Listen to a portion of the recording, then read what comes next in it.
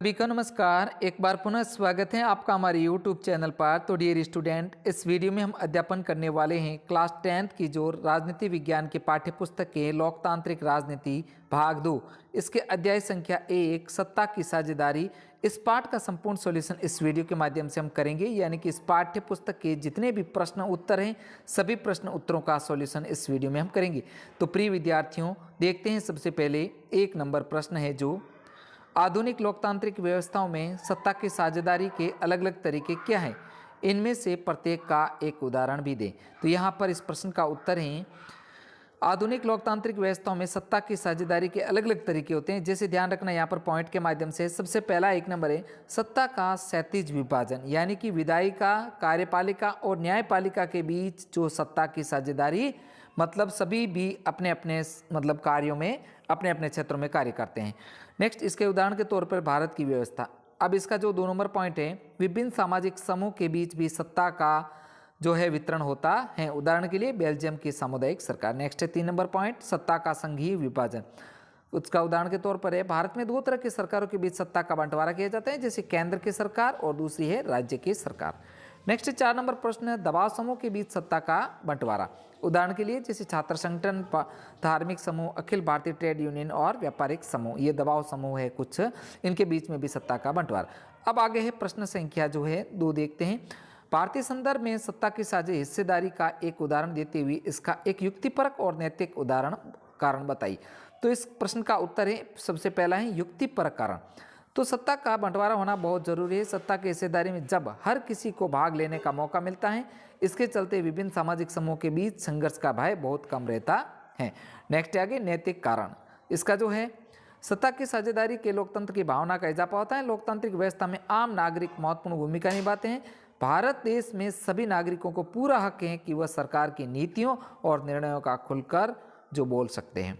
इससे फायदा यह होता है कि सरकार को भी नागरिकों द्वारा कुछ योजनाओं पर पुनर्विचार करने का मौका मिल जाता है। नेक्स्ट आगे प्रश्न संख्या 3। इस अध्याय को पढ़ने के बाद 3 छात्रों ने अलग अलग निष्कर्ष निकाले। आप उनमें से किससे सहमत हैं और अपने जवाब में 50 शब्दों में दो। जैसे 3 छात्र हैं थम्मन, मथाई और औसेप, इन तीनों के जो है अलग अलग विचार हैं। अब इसका जो उत्तर हमें देना है, इसका उत्तर हम देते हैं कि औसेप का निष्कर्ष बिल्कुल सही है। उसका कहना है एकदम सही है कि हर समाज में सत्ता की साझेदारी की जरूरत होती है, भले ही वह छोटा हो या सामाजिक विभाजन न हो। सत्ता में हिस्सेदारी पर सभी नागरिकों का समान अधिकार है। शक्ति का इस्तेमाल अगर एक ही जना करे तो इससे समाज में टकराव पैदा हो जाता है। अगर लोकतंत्र को कायम रखना है तो सत्ता की साझेदारी बहुत जरूरी है। नेक्स्ट प्रश्न है 4 नंबर।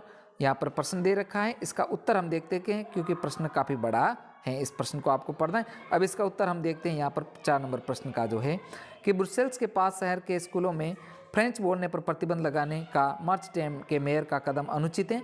मेयर के इस फैसले से बेल्जियम में के सत्ता साझाकरण व्यवस्था पर सीधे तौर पर चोट पहुंचती है। फ्रेंच भाषा पर प्रतिबंध लगने से विभिन्न समुदाय के बीच तनाव का माहौल पैदा हो गया। मेयर ये समझते हैं कि द्विभाषी शिक्षा प्रणाली को महत्व देने से समाज में शांति का माहौल पैदा होगा। ऐसे प्रणाली से समाज में शांति और सौहार्द बना रहेगा। तो प्रिय विद्यार्थियों, आपसे रिक्वेस्ट है हमारी वीडियो को लाइक तथा शेयर कीजिए तथा चैनल पर नए हो तो चैनल को सब्सक्राइब कीजिएगा। साथियों, अगला जो प्रश्न देखते हैं 5 नंबर है जो नीचे दिए गए उद्धरण को गौर से पढ़ना है आपको। इसमें सत्ता की साझेदारी के जो युक्तिपरक कारण बताए गए हैं उनमें से किसी एक का चुनाव आपको करना है। तो इस जो है उद्धरण को ध्यान से आपको पढ़ना है। हम इसका उत्तर नीचे देखते हैं। तो यहाँ पर देख रहे हैं कि पंचायत को अधिकार देना भी बहुत ज़रूरी है। ऐसा होने से भ्रष्टाचार में कमी आएगी, प्रशासनिक दक्षता बढ़ती है। पंचायत राज ने हमारे देश में प्रशासन की मजबूती में मदद की है। पंचायत के अधिकार होने से हमारे देश की एकता और सौहार्द में इजाफा हुआ। नेक्स्ट आगे प्रश्न संख्या 6।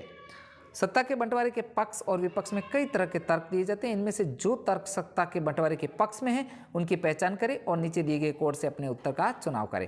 तो यहाँ पर ये जो प्रमुख है पक्ष और विपक्ष के तर्क हैं जो, अब इसमें जो है राइट आंसर होगा ये आपको सा क ख ग घ च। यहाँ पर ये पढ़ने के बाद में आपको ये जो आपको आंसर लिखना है। नेक्स्ट आगे 7 नंबर प्रश्न। बेल्जियम और श्रीलंका में सत्ता की साझेदारी की व्यवस्था के बारे में निम्नलिखित बयानों पर जो है आपको विचार करना है। तो ऊपर दिए गए बयानों में से कौन से सही है। तो यहाँ पर जो है क है कि बेल्जियम में डच भाषी बहुसंख्यकों में फ्रेंच भाषी अल्पसंख्यकों में अपना प्रभुत्व जमाने का प्रयास किया। ख है सरकार की नीतियों ने सिंहली भाषी बहुसंख्यकों का प्रभुत्व बनाए रखने का प्रयास किया। और ग है अपनी संस्कृति और भाषा को बचाने के लिए शिक्षा तथा रोजगार में समानता के अवसर पर श्रीलंका के तमिलनाडु ने सत्ता को संघीय ढांचे के बांटने की मांग की। और ग है इसका बेल्जियम में एकात्मक सरकार की जगह संघीय शासन व्यवस्था लगाकर मुल्क को भाषा के आधार पर टूटने से बचा लिया। तो प्रिय विद्यार्थियों, इसका जो राइट आंसर होगा ख, ग और घ, ये जो है तीनों एकदम सत्य है। नेक्स्ट है आगे 8 नंबर प्रश्न में एक सूची दे रखी है। सूची 2 को मेल कराना है आपको, नीचे दिए गए कोड का उपयोग करते हुए सही जवाब देना है। तो साथियों, इसका जो मेल है सूची 1 का सूची 2 से मेल है जो नीचे सारणी के माध्यम से किया है, आप इसको अच्छे से देख लेंगे। और इसका उत्तर होगा ये ग, ख, ग, घ, ये इस प्रकार आपको मिलान करना है। नेक्स्ट आगे 9 नंबर प्रश्न है, सत्ता की साझेदारी के बारे में निम्नलिखित 2 बयानों पर गौर करें और नीचे दिए गए कोड के आधार पर जवाब दें। तो यहाँ पर कथन दे रखे हैं 2। अ है सत्ता की साझेदारी लोकतंत्र के लिए लाभकारी है। और ब है इसमें सामाजिक समूह के टकराव का अंदेशा घटता है। इन बयानों में कौन सा सही है और कौन सा गलत है। तो यहाँ पर जो है क, ख, ग, घ, इसमें जो आंसर सही होता है ख, अ और ब दोनों सही है। इस प्रकार ये जो है ख आंसर एकदम जो सही है। नेक्स्ट अगला, तो प्रिय विद्यार्थियों, हमने इस वीडियो में जो कक्षा 10 की पाठ्य पुस्तक है आपके राजनीति विज्ञान की पाठ्य पुस्तक है, इसके जो पाठ संख्या 1 सत्ता की साझेदारी, इस पाठ का संपूर्ण सॉल्यूशन हमने इस वीडियो के माध्यम से किया है। तो प्लीज़ साथियों, आपसे रिक्वेस्ट है वीडियो को लाइक तथा शेयर कीजिए तथा चैनल पर नए हैं तो चैनल को सब्सक्राइब कीजिएगा। साथियों, मिलते हैं नेक्स्ट अगले चैप्टर के साथ में। वीडियो देखने के लिए आपका दिल से धन्यवाद।